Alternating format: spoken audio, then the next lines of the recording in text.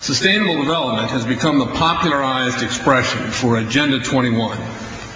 Agenda 21 is the 1992 United Nations Rio Declaration on the Environment and Development. It is the agenda for the 21st century you're living in today. For a brave new world where everything that you cherished and held true will no longer exist.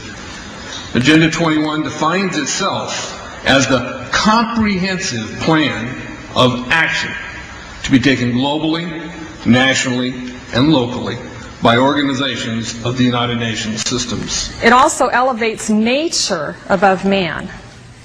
And it contains something called the precautionary principle, where basically you're guilty until you're proven innocent. Sustainable development is the philosophy designed to bring human beings across the globe under the full control of a narrow human elite. It's a 40-chapter document to basically control the world. It's based entirely on socialist control mechanisms. Sustainable developers have designed a global movement coordinated through a global to local action plan to create world government in accordance with certain objectives. These objectives include an end to national sovereignty, the abolition of private property, the restructure of the family unit, and increasing limitations and restrictions on mobility and individual opportunity. The green goal includes the listings of what's not sustainable. A couple of the examples include private property. 728 lists fossil fuels. Golf courses and ski lodges are not. Consumerism. Irrigation is not sustainable. Paved roads. Commercial agriculture. Herbicides, pesticides. Elsewhere, it lists farmlands, pastures, grazing of livestock. And the family unit. The focus of sustainable development is the abolition of private property, societal undermining of the family, and abandonment of the constitutional protection of unalienable rights as described in the Declaration of Independence. You see, I sat on the Santa Cruz Agenda 21 committees. Now, this was a lot of crazy ideas. This was back in the mid-90s. Crazy ideas I heard. Mother Earth's surface wasn't to be scratched. Human beings were to be concentrated into human settlement zones. Educational systems were to focus on the environment as the central organizing principle. All aspects of life were covered. Well, I went to these committees at the request of some people who told me that I needed to understand what was going on, and I came back and I said, this is craziness. This is so silly. It has no chance of having any effect on our society. Well, I was wrong. The United States government's support for sustainable development, Agenda 21, is very clear.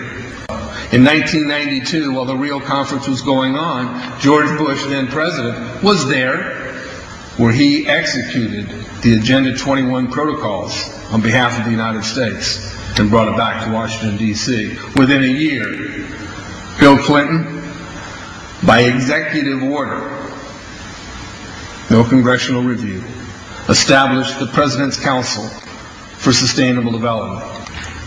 In Santa Cruz, we've got a 2-lane freeway system. We need 4, but what we're getting is hundreds of millions of dollars of federal money to take a dilapidated rail line that Southern Pacific wants to put in the hands of somebody else so that a commuter line can be built along the railroad track. That'll be followed by 14-story buildings where people will live and stack them and pack them units, where developers or so-called sustainable developers will build these high-rises with federal dollars. In fact, Santa Cruz has received a $300 million federal grant to build the first 3,000 of these stack and pack them units. The County Board of Supervisors has said, if you are a sustainable developer, you're immune from any construction defect liability. It's a partnership between selected developers building this new world order and the government using the American taxpayer dollars in order to do it. This is a map of the Wildlands Project. To explain the map, the red are areas that are to be off limits to human beings. No resource development, no human activity. If you live there, you won't. The yellow areas are the areas for major control of all human activity. If you live there, you won't. The black areas, the black dots, are the smart growth zones. That's where human beings are to be stacked and packed in small living units along rail tracks. The smart growth program ultimately has jobs assigned and children cared for by the state. The question has been asked many times how the people who are perpetrating these things expect to do this and make it last. And the answer to that is that you steal a generation of children and you indoctrinate them so that they accept these ideas and they become global citizens in the coming global village. UNESCO came out and declared 2005 to 2015 the decade of education for sustainable development. But they go on to say that it will encompass the 40 chapters of Agenda 21. That is your federal national curriculum. The entire purpose of second grade social studies is to transfer loyalty from the family to the government and teach them about sustainable economic consumption. Students construct their own understandings of reality and realize that objective reality is not knowable. So why bother? The truth is, the truth which keep men free is being suppressed in order to prop up the attitude training agenda. And it moves on. This is our new math called connected mathematics. Standard 3 tells us that students learn that mathematics is man-made, that it is arbitrary, and good solutions are arrived at by consensus. Most of us assume 2 plus 2 is always going to equal 4. You're wrong. We might reach a new consensus. How well does it work? Well, they tell you in the teacher's guide in the back, it tells us that because the curriculum doesn't emphasize arithmetic computations done by hand, some students may not do as well on tests assessing computational skills. We believe such a trade-off in the favor of CMP is very much to the student's advantage in the world of work. Our children are mathematically illiterate on purpose. How do I know on purpose? Why isn't this just a basic bad idea? Because the Sustainable Development Plan tells us so. Generally, more highly educated people who have higher incomes consume more resources than poorly educated people who tend to have lower incomes. In this case, more education increases the threat to sustainability. Charlotte Iserby, I owe you an apology.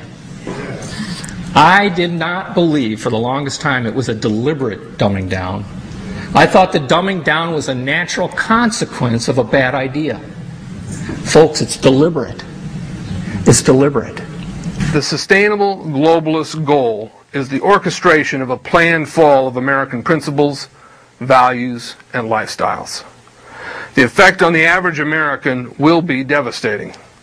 With modernizing technology, the ordinary person will live without independence, privacy, or substantive rights.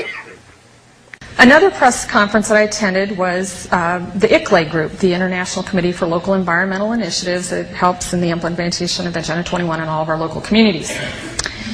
And one of the speakers was a Harvey Reuven, who happens to be the vice chair of ICLE.